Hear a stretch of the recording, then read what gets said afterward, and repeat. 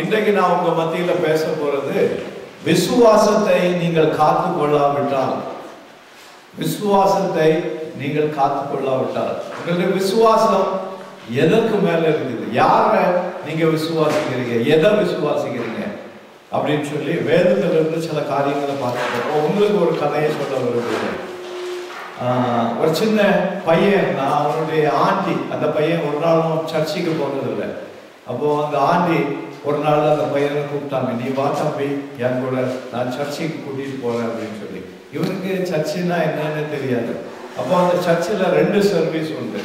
உங்களுக்கு தெரியுமா, சில சர்ச்சஸ்ல 2 சர்வீஸ் இருக்கும். ஒன்று 8 மணிக்கு இருக்கும், இன்னொன்று 10:30 மணிக்கு இருக்கும். அப்போ இவங்க இந்த சர்வீஸுக்கு வந்தாங்க. சர்ச்சை பார்த்தா பெருசா இருக்குது. அங்கே ஒரு போர்டு இருந்தது, அதெல்லாம் வந்து the martyrs who gave their life in service அப்படின்னு போட்டிருந்தது. அதாவது சர்வீஸ்ல தங்களுடைய ஜீவனை கொடுத்தவங்க அப்படின்னு சொல்லிட்டு அவங்களுடைய பேரெல்லாம் போட்டிருந்தது. இந்த பையன் போய் பார்த்துட்டு பாட்டியில கேட்டான், இவங்கெல்லாம் யாரு? they all died in service. So இவன் கேட்டான், ஃபர்ஸ்ட் சர்வீஸ்லையா செகண்ட் சர்வீஸ்லையா? What does it show? He has no knowledge. So many of us think that we know the Bible very well. But when you read carefully, there are so many deeper truths that we understand. Next we are going to see, விசுவாசத்தை காத்துக்கொள்ளாவிட்டால், விசுவாசத்தை குறித்து யூதாவின் புஸ்தகம் 3வது அதிகாரத்தில் யூதா சொல்லுகிறார், நான் ரட்சிப்பை குறித்து எழுதுவதற்காக தொடங்கினேன். யூதா 3வது வசனம். யூதாவில் ஒரே அதிகாரம் தான் உண்டு, யூதாவின் புஸ்தகம். இங்க வந்து அவன் ரட்சிப்பை குறித்து எழுதுவதற்காக தன்னுடைய மனதிலே யோசித்துக் கொண்டிருக்கும் பொழுது ஆண்டவர் சொல்லுகிறார், நீ வாசிங்க அந்த வசனத்தை. யாராவது 3வது வசனம்.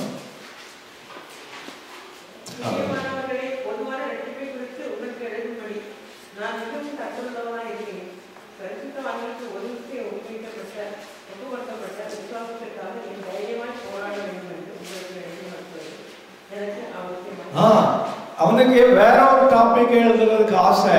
ஆனா பரிசுத்த ஆவியானவர் என்ன சொன்னார்னா, யாருக்கு எழுத சொன்னாரு? பரிசுத்தவான்கள், உங்களுக்கு எழுத சொன்னாரு, உலகத்துக்கு இல்ல. யார் தன்னை விசுவாசி என்று நினைக்கிறானோ அவனுக்கு என்ன எழுத சொன்னாருன்னா, ஒரு விசை ஒப்பு கொடுக்கப்பட்ட அந்த விசுவாசத்துக்காக நீங்கள் போராட வேண்டும். விசுவாசத்துக்கு யாராவது போராடுறீங்களா? இன்னொரு வசனத்துல சொல்லி இருக்குது, நீங்க இன்னும் ரத்தம் சிந்துவரை போராடல. விசுவாசத்தை காத்து கொள்றதுக்காக உங்களுடைய வாழ்க்கையில நீங்க ரத்தம் சிந்த வேண்டியது வந்தாலும் நிக்கிறதுக்கு ஆயத்தமா இருக்கீங்களா? நம்ம வந்து ஒரு சின்ன வீடு கிடைக்கலன்னா கூட விசுவாசத்தை தூக்கி எறிஞ்சிருக்கோம், உலக வழிக்கு போயிருக்கோம். நம்ம நினைச்ச ஒரு காரியம் நடக்கலன்னா விசுவாசத்தை தூக்கி எறிஞ்சிட்டு நம்ம வழிகளில் போயிருக்கோம். ஆண்டவர் என்ன சொல்லுகிறார்? ஒரு விசை ஒப்பு கொடுக்கப்பட்ட விசுவாசத்திற்காக நீங்கள் தைரியமாய் போராட வேண்டும். போராடுறதுன்னா என்னது? It's a battle. இது சும்மா, அதாவது விசுவாசத்துக்காக நிக்கணும்னு சொல்லல. you have to battle for the faith. அப்போ இங்க வந்து அதை எழுதுறதுக்கு காரணம் என்னன்னா, நம்முடைய விசுவாசம் தேவனாகிய இயேசு கிறிஸ்துவின் மேல கிடையாது. விசுவாசம் நமக்கு வேண்டிய பொருட்கள் மேலதான் இருக்குது. அந்த பொருட்களை பேஸ் பண்ணி தான் நம்ம ஜெபிக்கிறோம். நான் விசுவாசிக்கிறேன் ஆண்டவரே. விசுவாசம் வந்து what he has done. Bible என்ன சொல்லுதுன்னா, அவருடைய ரத்தமும் அவருடைய வசனத்தின் சாட்சியம் தான் we are going to get victory out of that. அது குறித்து இன்னும் டீட்டெயிலா பார்க்க போறோம். இயேசு கிறிஸ்துவே சொன்னாரு ஒரு சமயத்துல, நான் திரும்ப வரும்பொழுது விசுவாசத்தை காண்பேனோ. he questioned that. அதனாலதான் யூதா எழுதுகிறார், விசுவாசத்திற்காக நாம் போராட வேண்டும். எத்தனை பேர் நீங்க போராடுவீங்க? விசுவாசத்துக்கு எதிராக வந்து போராடி விசுவாசத்தில் நினைக்கிறாங்க. அதாவது இட் இஸ் a டெஸ்ட். எப்படி அந்த கல்லை அவன் தள்ளுறதுக்கு முயற்சித்தானோ அதுல வெற்றி கிடைக்கலன்னு சொன்ன உடனே பிசாசு வந்து சொல்லுவான், விசுவாசம்லாம் ஒரு பிரயோஜனம் கிடையாது, அதெல்லாம் இருக்கட்டு, சர்ச்சில் கேட்டதோடு முடிஞ்சு. சர்ச்சில் வெளியே போயாச்சுன்னா நம்ம உலகத்துல இருக்கிறோம். அப்படியா பைபிள் சொல்லுது? பைபிள் அப்படியே சொல்லுது. அதாவது விசுவாசி இன்னைக்கு வெற்றி பெறாததுக்கு காரணம் என்னன்னா, he has not understood what the word of God says. There is power in the word of God. ஏசாயா புத்தகத்துக்கு சொல்லிருக்கு, நான் அனுப்பின வசனம் போய் நான் எதற்காக அனுப்பினோ அதை செய்துக்கிட்டு தான் வரும். But there is a time we have to wait. லூக்கா 18:8 வாசிங்க. லூக்கா 18:8 18:8.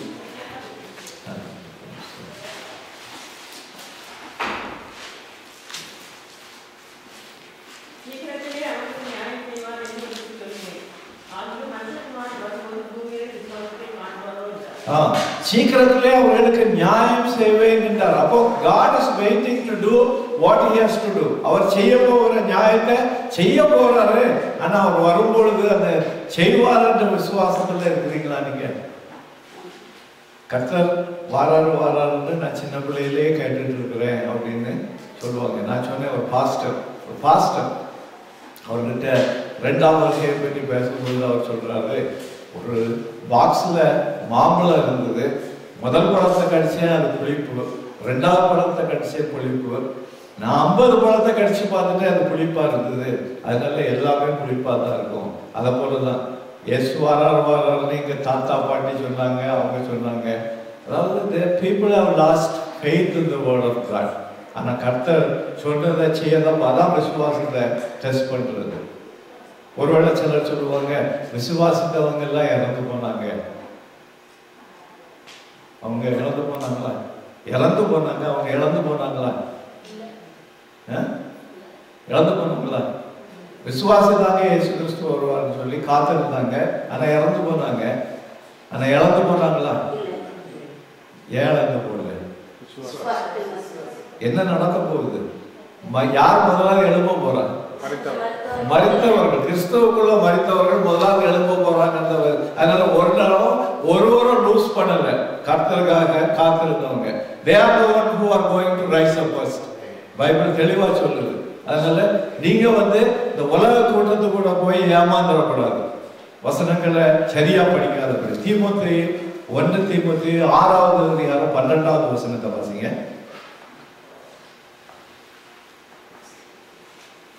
1 தீமோத்தேயு 6:12.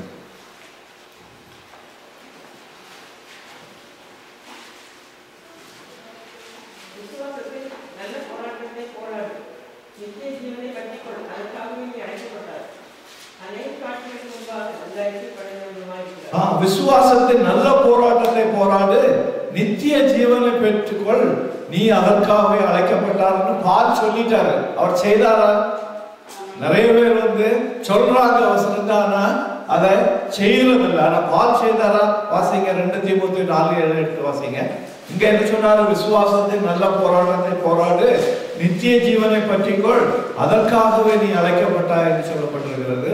இங்க என்ன செய்யறாரு? 2 தீமோத்தேயு 4:7 அவர் நல்ல போராட்டத்தை போராடின. அங்க அட்வைஸ் கொடுத்தவர் இங்க செய்யறாரு. விசுவாசம் இருக்கா? சொல்லுங்க. விசுவாசத்தை காத்துக்கொண்டு. அப்ப இட்ஸ் ஆல் அபௌட் விசுவாசம். விசுவாசம் எதுக்கு மேல இருக்கணும்னா, where your நம்பிக்கை is there, where is your hope. உங்க நம்பிக்கை யார் மேல இருக்குது? யார் மேல நம்பிக்கை இருக்குது? ஆண்டவர் மேல. அதனாலதான் the hope of glory is Jesus. விசுவாசத்தை பற்றி கொண்டேன்னா நம்பிக்கை யாருக்கு மேல இருக்குது? வீடு மேல இருக்குது, வேலைக்கு மேல இருக்குது, வருக பொருட்கள் மேல இருக்குது, எனக்கு பிள்ளைகளுக்கு வேண்டிய காரியங்கள் மேல இருக்குது. அது நடக்கலன்னா விசுவாசம் இல்லை. உலகத்துக்கு பெறணும், உலக வழிகளை பற்றி கொள்றோம். அதுக்கு பிறகு நான் ஜபிச்சு செய்யறதெல்லாம் உலக வேலைகள், உலக வழிபாடுகள். ஆனா சொல்றது ஆண்டவரை பற்றி கொண்டேன்னு சொல்லியிருக்கு. நான் எத்தனை பிரசிக்கிறேன், உலகம் தான் முதல்ல நீங்க இல்லையா? ஞாபகம் இருக்கா? எத்தனை பேருக்கு ஞாபகம் இருக்குது? The world, the love of the world is, the love of the world is உலக ஆசை. உலக ஆசை வசனம் என்ன சொல்லுது? தேவனுக்கு விரோதமானதுன்னு சொல்லி இருக்குது. சோ நம்ம என்ன செய்யறோம்னா, உலகத்தை பற்றி கொண்டு ஆண்டவருடைய நாமத்தை வீணா வணங்கிட்டு இருக்கிறோம். அவர் வல்லமை, நான் இருக்கிறவராகவே இருக்கிறேன், நான் உண்டென்று ஒருவன் விசுவாசித்தால் அவருடைய வல்லமையை விசுவாசிக்கணும். அப்போ இப்ப முதலாவது பாயிண்ட், விசுவாச கப்பல் என்னாகும்? சேதமடையும் சொல்லப்பட்டிருக்குது. உங்க விசுவாச கப்பல் சேதமடையும். நம்பர் 1 ஞாபகம் வச்சுக்கிடுங்க. வாசிங்க 1 தீமோத்தேயு 1:19. அதாவது நம்ம விசுவாச கப்பல் எப்போ சேதம் அடையும்னா நம்ம மனசாட்சி சரியா இல்லைன்னா விசுவாச கப்பல் will be destroyed. 1 தீமோத்தேயு 1:10. மனசாட்சியை சிலர் தள்ளிவிட்டு விசுவாசமாகிய கப்பலை சேதப்படுத்தினார்கள்.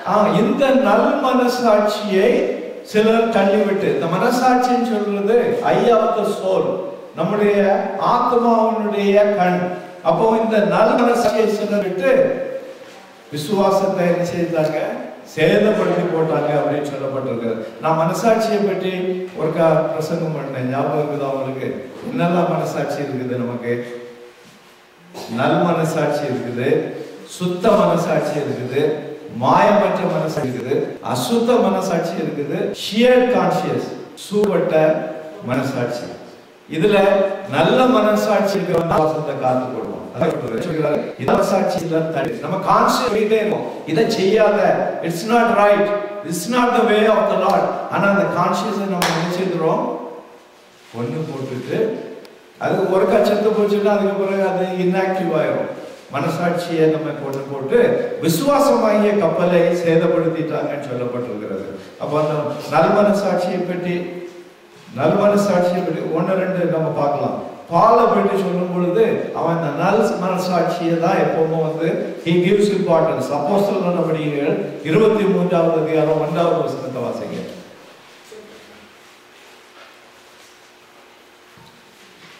அப்போஸ்தலர் நடவடிக்கைகள் 23:1. பவுல் ஆலோசனை சங்கத்தாரை உற்று பார்த்து, சகோதரரே, இந்நாள் வரைக்கும் எல்லா விஷயங்களிலும் மனசாட்சியோட தேவனுக்கு முன்பாக நடந்து. So that's his testimony. எல்லாருக்கும் முன்னாக நான் தேவனுக்கு முன்னாக நல் மனசாட்சியோட, நல் மனசாட்சியை நம்ம விசுவாசம் கப்பல் சேதப்படாது. அல்லது என்ன ஆயிரும், சுத்த மனசாட்சி, பியூர் கான்சியஸ். அது ஒரு ரெஃபரன்ஸ் சொல்லி வீட்டுல போய் வாசிங்க. 2 தீமோத்தேயு chapter 1:4. அது weak, dangerous, பலவீனமுள்ள மனசாட்சி, பலவீனமான மனசாட்சி. வாசிங்க 1 கொரிந்தியர் 2:12.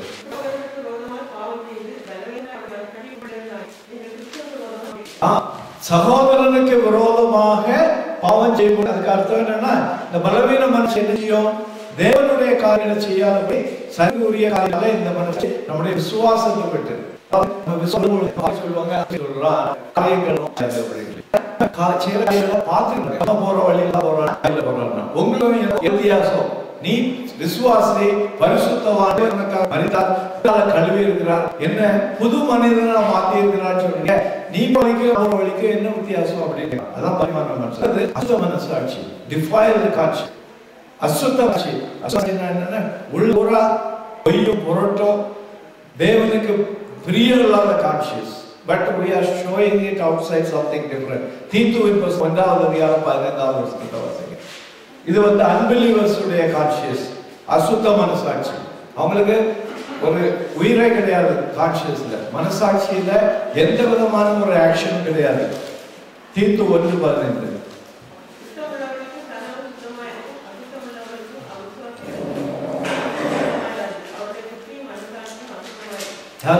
அப்போ பல விதமான சூடுண்ட மனசாட்சியை சொல்லி கான்சியஸ். இது வந்து இன்னொரு கான்சியஸ் என்னன்னா, ஊழியக்காரர்கள் கூட இந்த ஷியர்ட் கான்சியஸ்ல இருப்பாங்க. உங்களுக்கு ஒரு சின்ன கதை சொல்றேன். ஒரு நரி ஒரு கோழி களவானம் போச்சுதான்.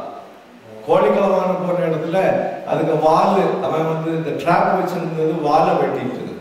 இப்போ இந்த நரிக்கு வால் இல்லாம இந்த ஜங்கலுக்கு திரும்ப வந்தது, காட்டுக்கு வந்த உடனே மற்ற நரிகள்லாம் வந்து பரியாசம் காட்டுது. பரியாசம் காட்டின உடனே இந்த நரி சொல்லிச்சு, நீங்கெல்லாம் மழை, இந்த வால் இல்லாததுனால எனக்கு வந்து வானத்துல ஹெவன் ஓப்பனா தெரியுது, நீங்களும் வாழை வெட்டினீங்கன்னா உங்களுக்கும் ஹெவனை பார்க்கலாம் அப்படின்னு சொன்ன உடனே எல்லாம் போய் வாழை வெட்டிக்கிட்டான். அதுக்கு பிறகு இது வந்து ஷியர் காட்சி. அவங்களுடைய பலவீனால விழுந்து மற்றவங்களையும் அந்த பலவீன தள்ளி விடுகிற பேசி ஷியர் அவங்க வந்து குற்றப்பட்டார்.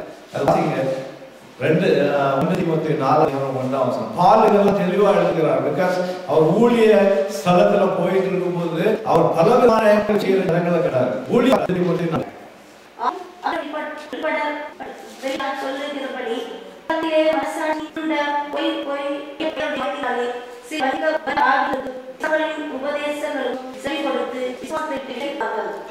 எல்லாமே பலவிதமான மனசாட்சியினால விசுவாசத்தை விட்டுட்டாங்க. அதனால விசுவாசம் ரெண்டாவது என்ன சொல்லி முதலில் ஜீசஸ் சொன்னார் உனக்கு ஃபர்ஸ்ட் லவ் இந்த வார்த்தை சொல்றாரு. A base is the word. Is the word. இங்க வந்து உன்னுடைய முதல் இருந்த விசுவாசம் ரட்சிக்கப்பட்டவன பயங்கரமான விசுவாசம். அதாவது அப்படியே கர்த்தர் சொல்றதை செய்வேன் அப்படின்னு சொல்லிட்டு ஒரு வருஷம் ரொம்ப விசுவாசத்துல ஓடிட்டு திரும்ப வந்து அப்படி கொஞ்சம் கொஞ்சமா உலகத்துல வர்ற விசுவாசம். இது வந்து அதுக்காக போராடலைன்னா அந்த விசுவாச கப்பல் சேதமடையும். பார்ப்போம் நம்ம 1 தீமோத்தி 5:12.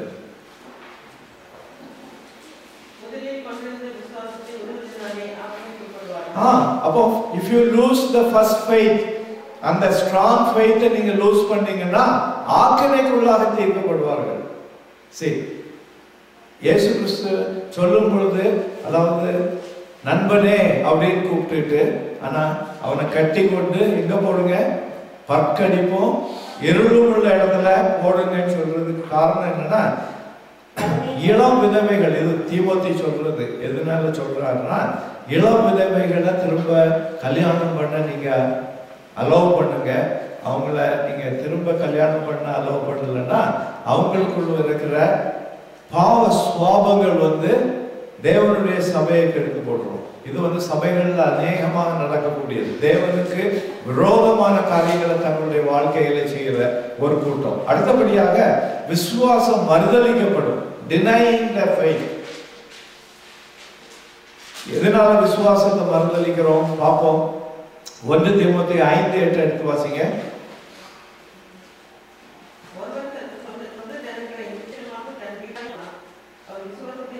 யாராவது இதை சொல்ல முடியுமா? நீங்க வேண்டிய கடமைகளை நீங்க செய்யலன்னா இங்க என்ன சொல்லிருக்குன்னா நீங்க விசுவாசத்தை ஒரு ரெஸ்பான்சிபிலிட்டி சொல்லியாச்சுன்னா கணவனுக்கு ஒரு ரெஸ்பான்சிபிலிட்டி இருக்கு, மனைவிக்கு ரெஸ்பான்சிபிலிட்டி இருக்கு. இதை செய்யாம போனா நீங்க விசுவாசத்தை மறுதலிப்பீங்க என்று சொல்லப்பட்டிருக்கிறது. இயேசு கிறிஸ்து இந்த ரெஸ்பான்சிபிலிட்டியை செய்தாரா? சிலுவையில தொங்கும் போது கூட தன்னுடைய தாயை கூப்பிட்டு கொடுத்தார். அப்போ everybody as a family has a responsibility.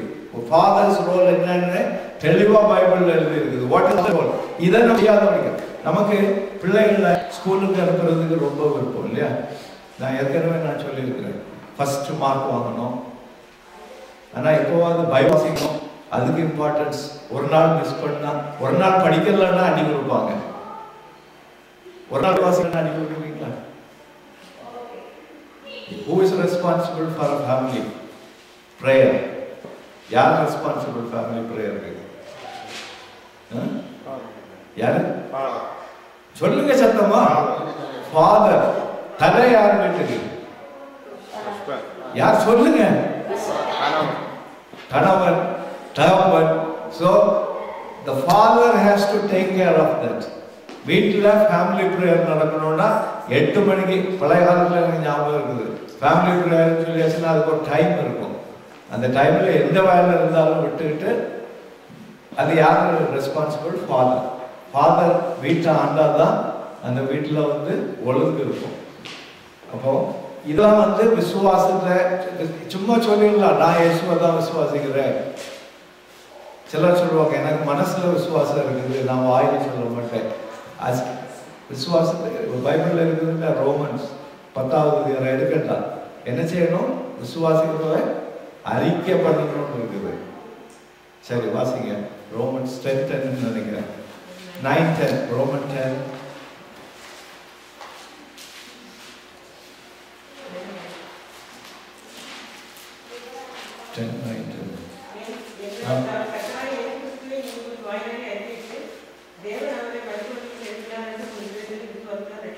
வாயினாலே அறிக்கப்பட்டுன்னா என்னதுன்னா சுவிசேஷத்தை அறிவிக்கணும்னு நான் சொல்லியிருக்கேன் ஏற்கனவே சபைக்கு.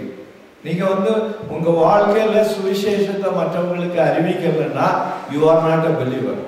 Bible is very clear about that. அதாவது என்ன வரணும்? விசுவாசத்தின் கனிகள் வெளிப்படணும் இல்லையா?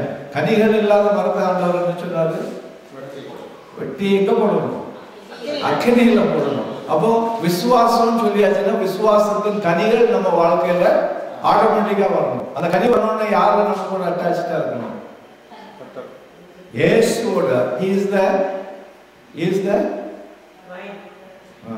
vine, we are the branches. அவற்றிலிருந்து தான் அந்த சத்து வரணும். அதனால தான் சொல்லப்பட்டிருக்கிறது, ஒருவன் தன் சொன்ன வாசித்தீங்களா? 1 தீமோத்தேயு 5:8. பைபிள்ல வந்து ஒரு லைஃப் மேனுவல், எப்படி எது இம்பார்ட்டன்ட் எல்லாம் இந்த உலகத்துல இருந்துரும். ஒன்னும் கூட வர போறது இல்லை. nothing going come with us. 1 தீமோத்தேயு 5:8.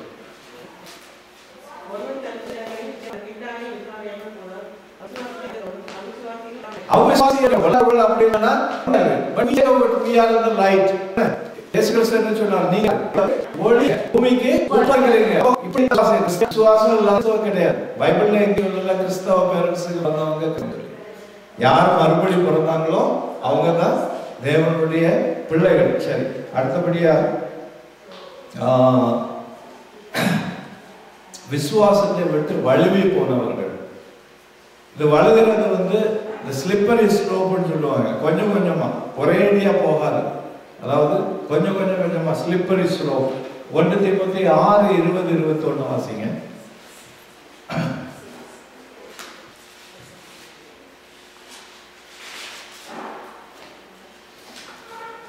சிலர் அதை பாராட்டி விசுவாசத்தை விட்டு வழுவி போனார்கள். கிருபையானது உன்னோடு கூட இருப்பதாக. ஆமென். 1 தீமோத்தேயு தானே 6:20-21.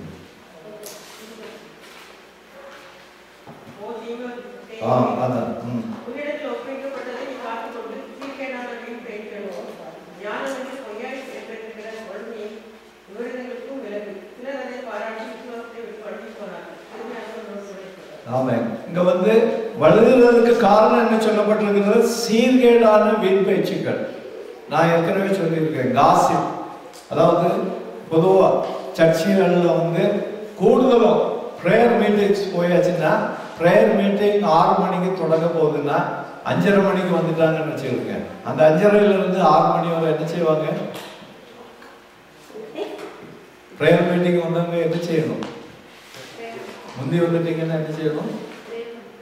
ப்ரேயர் பண்ணணும், அல்லது பைபிள் எடுத்து வாசிக்கலாம். அப்பதான் உங்களுக்கு சுவாரஸ்யமான பேச்சுகள் எல்லாம் அங்கே வருது.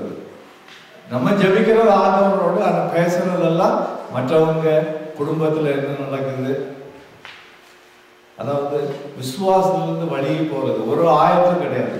எனக்கு பாட்டிகை டைம்லலாம் நான் கேள்விப்பட்டிருக்கேன், ராபோஜனம் எடுக்கணும்னா சாட்டர்டேயே ப்ரே பண்ணுவாங்களாம் பழைய பாட்டிமார், ஆயத்தப்படுறதுக்கு.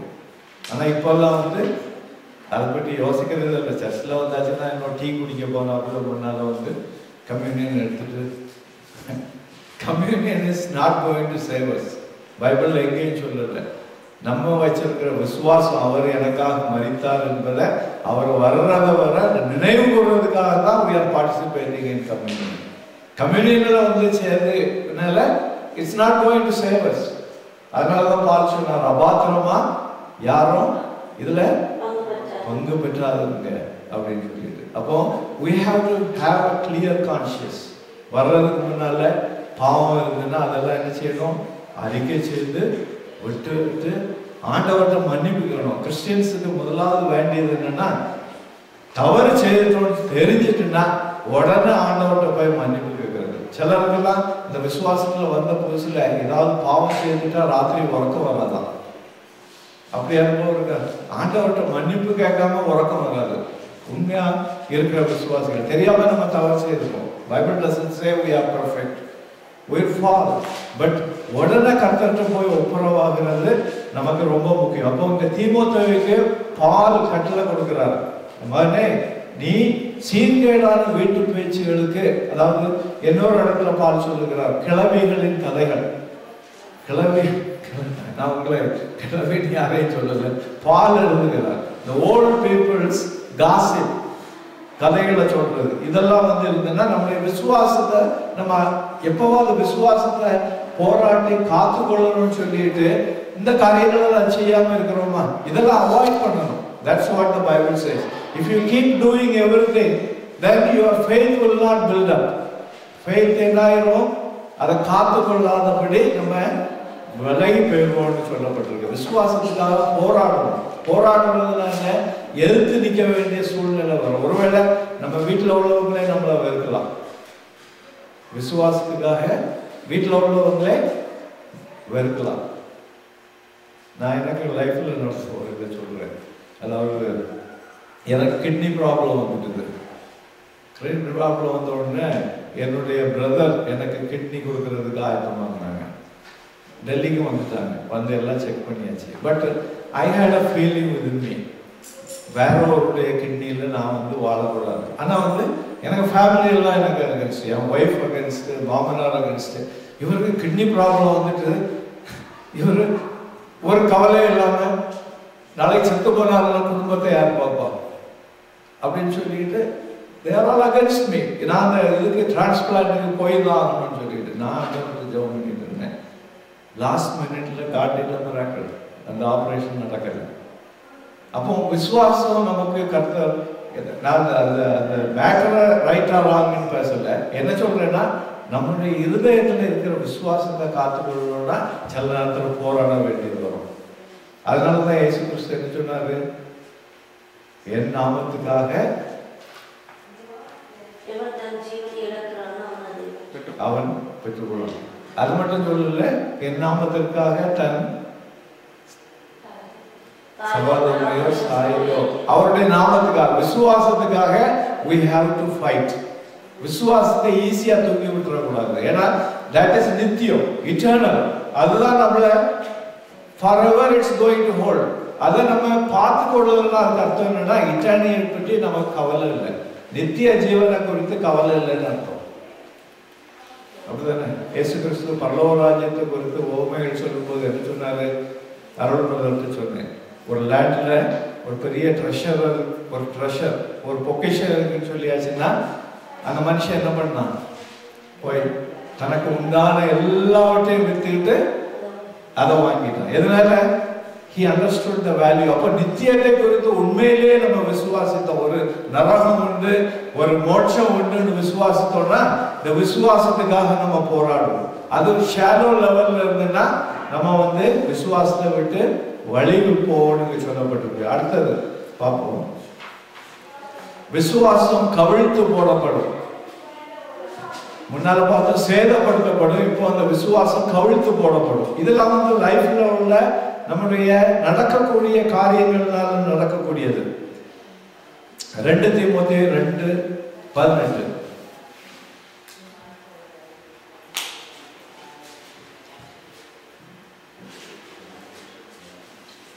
அவர்கள் சத்தியத்தை விட்டு விலகி உயிர்த்தெழுதல் நடந்தாயிற்று என்று சொல்லி சிலருடைய விசுவாசத்தை கவிழ்த்து போடுகிறார்கள். அப்போ வேதத்துல உள்ள காரியங்களை விசுவாசிக்கிறதுனால அங்க பரிசேயர்னு ஒரு கூட்டம் இருந்து அவங்க வந்து விசுவாசிக்கிறது இல்லை, உயிர்த்தெழுதல் உண்டு. அதுதான் இயேசு கிறிஸ்து ஒரு பேரபிள் சொன்னாரு. ஒரு மனுஷன் இருந்தா, அவன் ஒரு லேடி இருந்தது, முதல் சகோதரனை அவன் மேரி பண்ணான். அவன் இறந்து போனா 2வது சகோதரனை மேரி பண்ணான். அவனை இறந்து போனா 7 சகோதரர்கள், 7 பேரையும் மேரி பண்ணிட்டு இப்போ அவளும் இறந்து போனா, இவங்க பரலோகத்துல போனா யார் கூட இருப்பாங்க? எந்த கணவர் கூட இருப்பாங்கன்னு சொல்லிட்டு இயேசு கிறிஸ்து என்ன சொன்னார்? நீங்க என்ன சொல்றீங்க? எந்த கணவர் கூட இருப்பார்? முதல் கணவர் கூட, 2வது கணவர்? வாசிங்க மத்தேயு 22:29. அப்போ உயிர்த்தெழுதலை குறித்து தெளிவான ஒரு ஞானம் இல்லைன்னா we will have wrong questions which is not according to the word of God. மத்தேயு 22:29 வாசிங்க.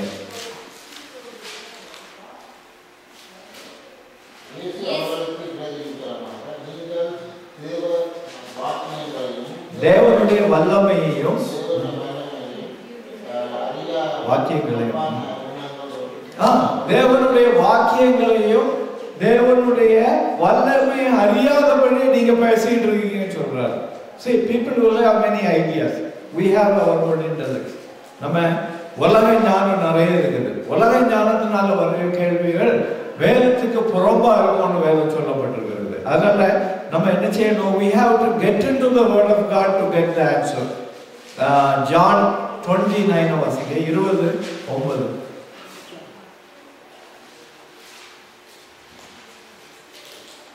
சீஷர்களே அதை அறியாமல் இருந்தாங்கன்னு வேதம் சொல்லுகிறது. அவரோடு நடந்த சீஷர்கள் எத்தனை வருஷம்? 3 வருஷம் அவரோடு நடந்தவங்க. அவங்களே அவருடைய காரியத்தை அறியல. இன்னைக்கு வேதம் எதுக்காக சொல்லப்பட்டிருக்குன்னா, வேத வசனங்கள் நம்முடைய அறிவை வேதத்துக்கு உகந்ததா மாற்றுறதுக்காக. யோவான் 20:9.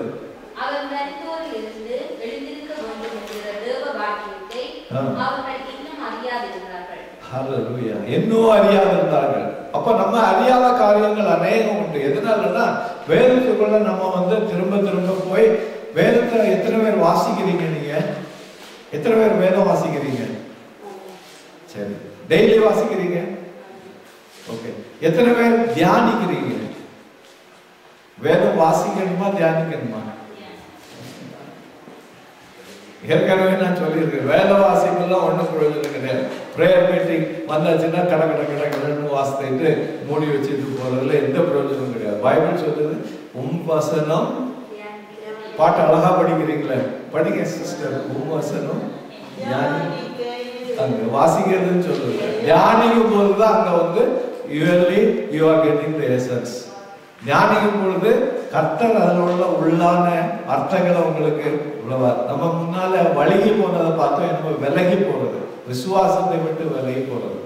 இயேசு கிறிஸ்து ஒரு ஓவர் சொன்னார், விதை விதைக்கிறவங்க கதை. அந்த விதை எங்கெல்லாம் விழுந்தது? முதலாவது எங்க விழுந்தது? வழியருக. வழியருக விழுந்தது என்ன எடுத்துட்டு போச்சுது? பறவைனது பிசாசு. ரெண்டாவது கற்பாறை. கற்பாறையில் விழுந்தது என்னாச்சுது? ரோட்டு போகும். அப்ப நம்ம இருதயத்துல கல் இருக்குதா?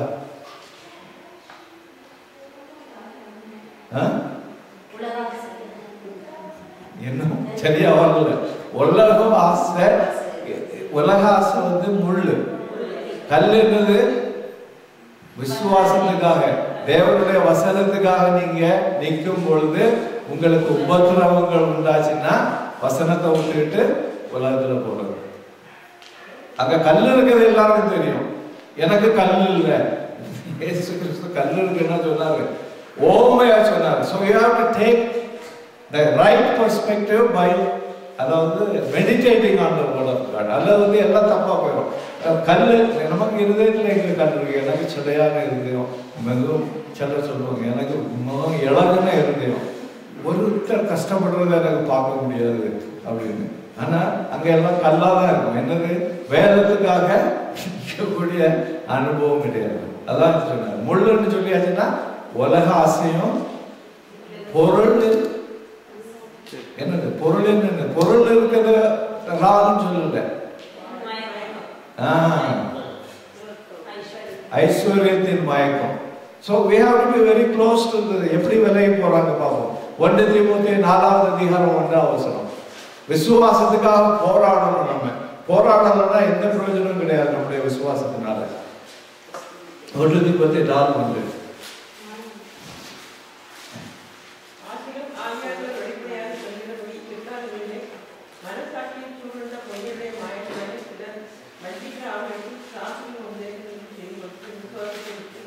இது ரொம்ப முக்கியம்.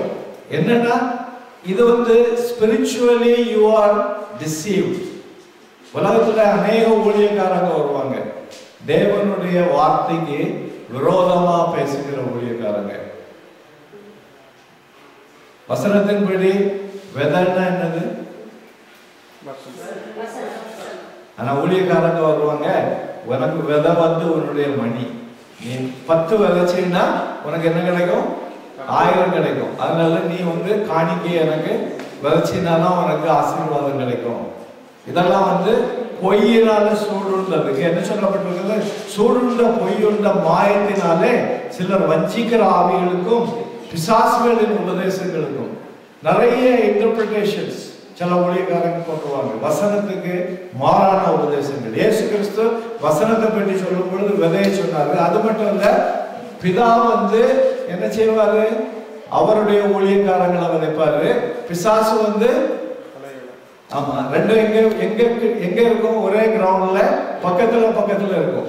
அதனால சீஷர்கள் கேட்டாங்க, போய் புடுங்கி போட்டுறான்னு சொல்லிட்டு. இயேசு கிறிஸ்து என்ன சொன்னாரு? இப்போ புடுங்கடா நீங்க, அது வளரட்டுன்னு சொல்லி. அதனால நம்ம விசுவாசிக்கிறது என்னன்னு சொல்லிட்டு we have to come back to the Bible.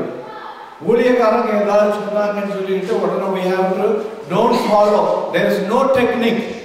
ஞாபகம் வச்சுடுங்க, there is no technique, no principle to follow. 7 ways to get your faith strong, 7 ways to get prosperity. இந்த புக்குகளெல்லாம் வாசிங்கன்னா you are lost. Bible never gives anything like that. இதெல்லாம் உலக ஞானத்தினால அதெல்லாம் சொல்லப்பட்டிருக்க சூடுண்ட பொய்யருடைய மாயத்தினாலே சிலர் வஞ்சிக்கப்படுகிறார்கள். You have to see what kind of a book you are reading, whether they are giving the interpretation of the Bible. பைபிள்ல வந்து வாசித்தீங்கன்னா முதலாவது ஓமானம் இருந்ததுன்னா பின்னால அதுக்கு எக்ஸ்பிளனேஷன் இருக்கும். இப்ப கல்லுன்னு சொல்றீங்க, அவ்வளவுதான் தெரியுமே வெளியே கல்லுக்கு பிறகு என்ன சொல்லியிருக்குன்னு வாசித்திருக்கீங்களா? நான் இப்போ 5-6 தடவை இதை கேட்டாச்சு. இன்னும் அதில் வந்து கன்ஃபியூஷன் தான். கல் இருந்தது முள் இருந்ததுன்னு சொல்லிட்டு அது தெரிஞ்சவா. உலக ஆசை ஐஸ்வர்யத்தின் மயக்கெல்லாம் வந்தாச்சுன்னா விசுவாசம் என்ன ஆகும்? விசுவாசம் என்ன ஆகும்? அம்போ பெர்க்மான்ஸ் நல்ல பாட்டு பாடுவாரு, என்னதோ வந்தா என்னதோ அம்போ அப்படின்னு சொல்லிட்டு. இதெல்லாம் வந்து he is singing out of experience. உலகத்துல ஒரு கால், இங்க ஆவிக்குரிய வாழ்க்கையில ஒரு கால் வச்சுன்னா we cannot go further. அடுத்தபடியாக விசுவாசத்தை விட்டு வலுவி அநேக வேதனைகளாலே தங்களை குத்தி கொள்கிறார்கள். இது யாருன்னா விசுவாசிகள். தெரியும் சத்தியம், ஆனாலும் நடக்க முடியாதபடி உள்ளத்துல வந்து குத்தப்படுகிற ஒரு கூட்டம். தெரியும் இருதயத்துல அது குத்துண்டு இருக்கிறது. வாசிங்க 1 தீமோத்தேயு 6:10. 1 தீமோத்தேயு 6:10.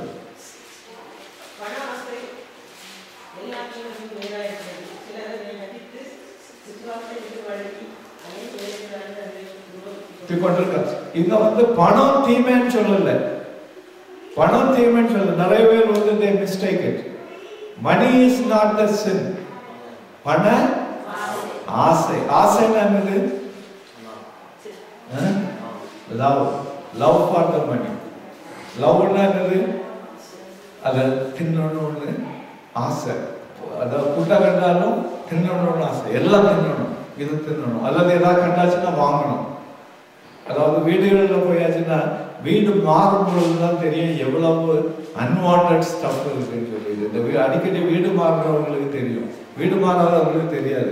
வீட்டுக்குள்ள வந்து கேதர் ஆகிட்டே இருக்கும், ஒன்றும் யூஸ் பண்றது கிடையாது. இந்த கடையில போய் பார்த்த உடனே கிடைக்கிறதெல்லாம் வாங்கிட்டு வீடு பூரா அன்வான்ட் திங்ஸ். ஒரு நாள் ஒரு வருஷத்துல யூஸ் பண்றோமா?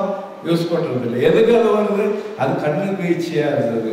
அதனால பாவத்தை குறித்து சொல்லும் பொழுது 3 காரியத்தை தேவன் சொல்லுகிறார். என்னெல்லாம் சொல்லுகிறார்? Lust of the flesh, lust of the eyes and the pride of life. இது வந்து பெரிய pipe.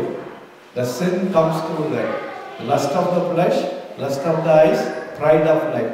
Lust of the flesh இருக்காது. அவரோட விசுவாசிகள் வந்து கொஞ்சம் முன்னேறியாச்சு, அதனால ஃப்ளஷ்ல வந்து பிரச்சனை இல்லை.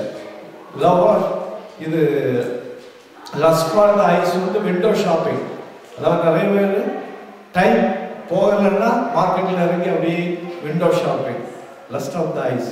அடுத்தது வந்து ப்ரைட் ஆஃப் லைஃப். நான் ஏற்கனவே சொல்லியிருக்கிறேன். ப்ரைட் ஆஃப் லைஃப் என்னன்னா, எனக்கு ஒரு கெப்பாசிட்டி இருக்குது, ஆண்டவர் ஒரு சம்பளம் கொடுத்துருக்கிறார், அந்த சம்பளத்துக்குள்ள நான் என்னுடைய வாழ்க்கையை அமைத்துக் கொள்கிறேன். அடுத்த வீட்டில் மெர்சிடிஸ் வச்சிருக்குது, எனக்கு வீட்டில் நிசான் தான் இருக்குது, எனக்கும் மெர்சிடிஸ் வேணும்னு சொல்லியாச்சுன்னா you are getting in to trouble. அதான் அங்கே சொல்லப்பட்டிருக்கு. ஸோ அதுவும் விசுவாசத்தை கெடுத்து போடுறோம். என்ன ஆயிரும்? when you commit into something which you cannot do that, அடுத்தது you are going away from your faith, what God has not said. இது இந்தியாவில் ஒரு பழமொழி உண்டு, 1000 போய் சொல்லி ஒரு கல்யாணத்தை நடத்துங்க. பைபிள் சொல்லுது ஒரு பொய் சொல்லக்கூடாதுன்னு சொல்லுது. So we have to be straight, honest. God likes it. But it has to be not self-righteousness. அது அடுத்தது. அதாவது self-righteousness is like a filthy rag. நம்முடைய நீதி இல்லை, தேவனுடைய நீதி நம்ம காணணும். அடுத்தபடியாக விசுவாசம் ஒளிந்து போகும். It will be destroyed. வாசிங்க லூக்கா 22:32. சீஷர்களுக்கு ஆண்டவர் ஜெபித்த ஜெபம் இதுதான். இயேசு கிறிஸ்து அவருடைய சீஷர்களுக்கு ஜெபித்த ஜெபம். லூக்கா 22:32.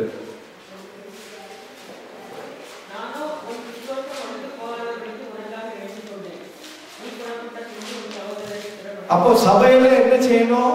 நம்ம திடப்படணும், திடப்படாதவங்களை திடப்படுத்தணும். விசுவாசத்துல நம்ம அதுக்காக தான் சபையில கூடி வருது. சோஷியல் கேதரிங் இல்லை. சபை is not a social gathering, it's a spiritual gathering. இங்க என்ன சொல்லப்பட்டிருக்கிறது? உன்னுடைய விசுவாசம் ஒளிந்து போகாதபடிக்கு நான் ஜெபித்துக் கொண்டேன், நீ பலப்பட்ட பிறகு போய் உன் சகோதரரை பலப்படுத்து. அப்போ ஒருவருக்கு ஒருவர் விசுவாசத்துல பலப்படுத்துறதுக்காக we have to run our race. That is very important. நான் விசுவாசத்துல இருந்தா மட்டும் போதாது, என்னுடைய சகோதரர்களும் விசுவாசத்துல வரணும்னு சொல்லி we have to take. அடுத்தபடியாக the faith which is dead, விசுவாசம் செத்து போயிடும் சொல்லப்பட்டிருக்கிறது. யாக்கோபு 2:26 வாசிங்க. யாக்கோபு 2:26.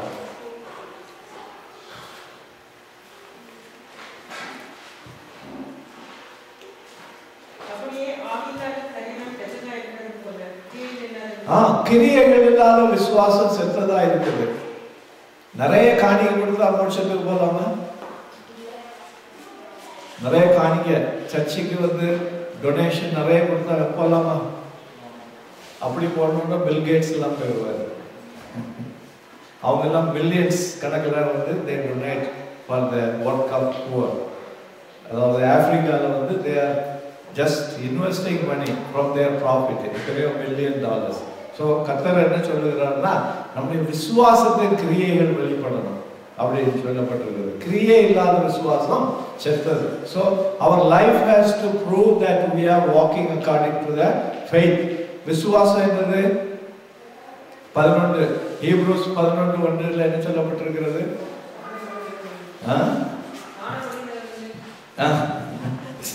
வாசிங்க எபிரேயர் 11:1.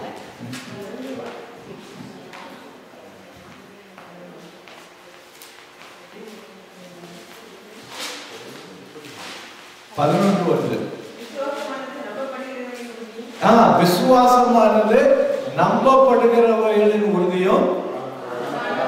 நம்ம விசுவாசம் காணப்படுகிறவர்கள் மேல இருக்குதா அல்ல நம்பப்படுகிறவர்கள் மேல இருக்குதா? நம்ம எதை நம்புறோம்? இயேசு கிறிஸ்து நமக்காக வாட் இஸ் சுவிசேஷம் என்னது? காஸ்பல் என்னது? 1 கொரிந்தியர் 15 வாசிங்க 1-3 வரை. இதை விசுவாசிக்கணும். இந்த விசுவாசம் தான் பைபிள் நம்ம விசுவாசிக்க சொல்லி இருக்குது.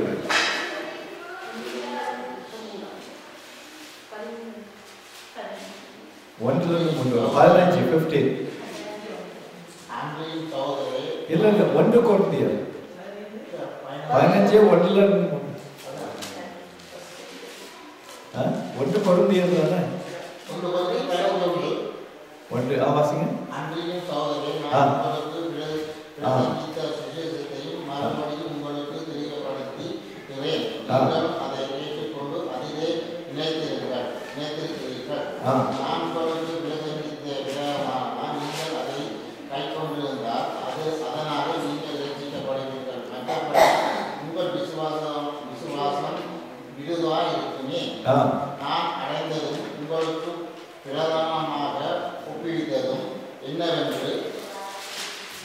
என்னவென்றால் கிறிஸ்துவானவர் தேவ வாக்கியங்களின்படி நமது பாவங்களுக்காக மரித்து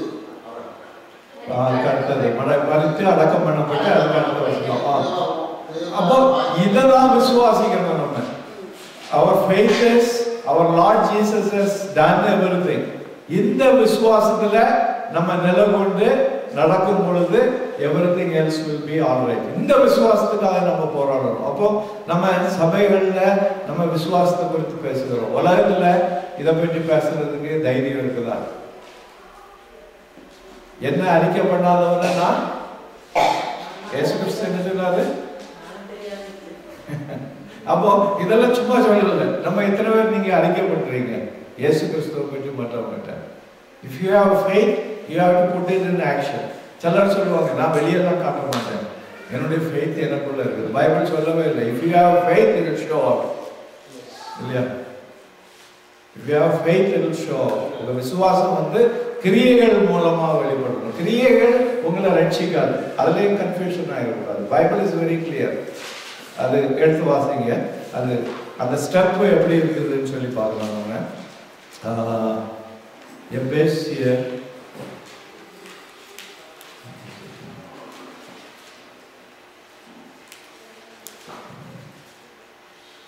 இல்ல பிலிப்பியர் 2வது அதிகாரம்.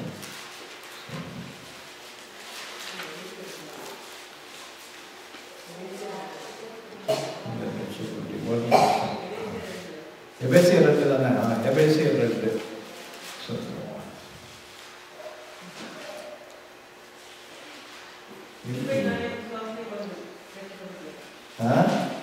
வாசி.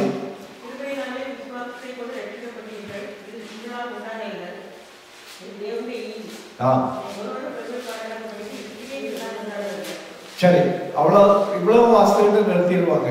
அதாவது ஒரு குரூப் இருக்குது, ஃபெய்த்ல விசுவாசிக்கிறவங்க. எல்லாம் கிருபையினால உண்டானது, கிரியையினால இல்லை. ஆனா அடுத்தது என்ன அடுத்த வசனத்தை வாசிங்க. நற்கிரியைகளை செய்வதற்கு நாம் அழைக்கப்பட்டிருக்கிறோம். அப்போ இந்த விசுவாசம் நமக்குள்ள வந்துன்னா the கிரியைகள் has to follow. கிரியைகள் செய்வதனால விசுவாசம் வந்துட்டு இல்லை. First the faith has to come. அந்த faith வந்ததுனால we have to do the creativities. அப்போ அதனால யாக்கோபு சொல்லுகிறார் கிரியை இல்லாத விசுவாசம் செத்தது. அதனால இந்த காலை வேளையிலே நம்முடைய விசுவாசத்தை நம்ம பாதுகாத்துக் கொள்ளும். முதலாவது கொஸ்டின், விசுவாசம் நமக்குள்ள இருக்குதா? விசுவாசம் எதற்கு மேல இருக்குது? அந்த விசுவாசம் இருந்துன்னா அந்த விசுவாசத்துக்காக நம்முடைய வாழ்க்கையில நம்ம போராடுகிறோமா? எல்லாரும் எழுதுனீங்களா? அந்த நேரத்தில் சிஸ்டரோட பாட்டு படிக்கலாமா? நம்ம ஒப்பு கொடுப்போம். அதாவது தேவனுடைய வசனங்களை கேட்கும் பொழுது ஒருவேளை அதில் நம்ம இன்னும் பழக்கப்படலைன்னா we have to commit our lives. வெட்கப்படுறதுக்கு அவசியம் இல்லை. We have to come out boldly, accept the Lord according to the word of God. Hallelujah. வசனம் தியானிக்கையில் அந்த பாட்டு இருக்குதா? அந்த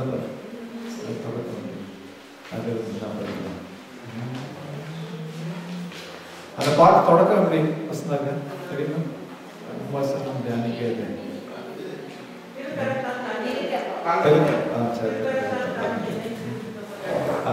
எல்லாரும் உணர்ந்து நம்ம படிப்போம். அதாவது we are not singing from the mouth, let us sing from our heart.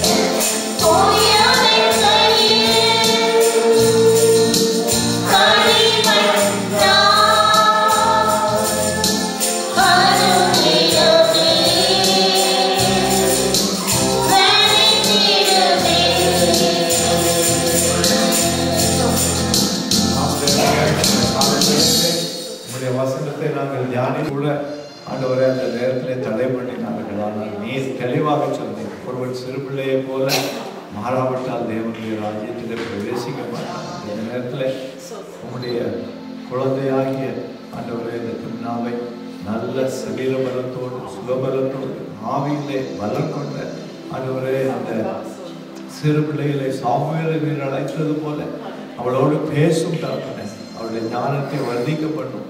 ஆவி ஆத்மா சரீரத்திலே பலன் கொண்டு எல்லா விதத்திலும் ஆண்டவரே அவள் ஆசீர்வதிக்கப்படுவார்கள். நீ சொன்னது போல அவர்கள் குடும்பமாக உம்முடைய சாட்சியாய் எழுப்பி பிரகாசிக்க நீர் ஆண்டவரே பல வருஷங்களை கூட்டி கொடுத்து இந்த குடும்பம் ஒரு ஆசீர்வாதமான குடும்பமாய் நீ மாற்றி அறிவித்தார்களே. As your soul prospereth, that you be prosper in everything in good health. வேத வசனம் தெளிவாக சொல்லுகிறது. இந்த நேரத்திலே அப்பா இப்படி ஆவியானவர் இறங்குவீராக, பலப்படுத்துவீராக தகப்பனே. உமது கரம் எங்கள் கரம் அல்ல தகப்பனே, உமது பரிசுத்த கரம் அவளை தொடரட்ட மாட்டவரே. எல்லா விதமான தீங்குக்கும் நீங்களாக்கி பாதுகாத்துக் கொடுக்க உங்களுடைய மகிமைக்காக எடுத்து உபயோகிக்க தகப்பனே. இயேசு கிறிஸ்துவின் நாமத்தில் கேட்கிறோம் அன்புள்ள பரமபிதாவே.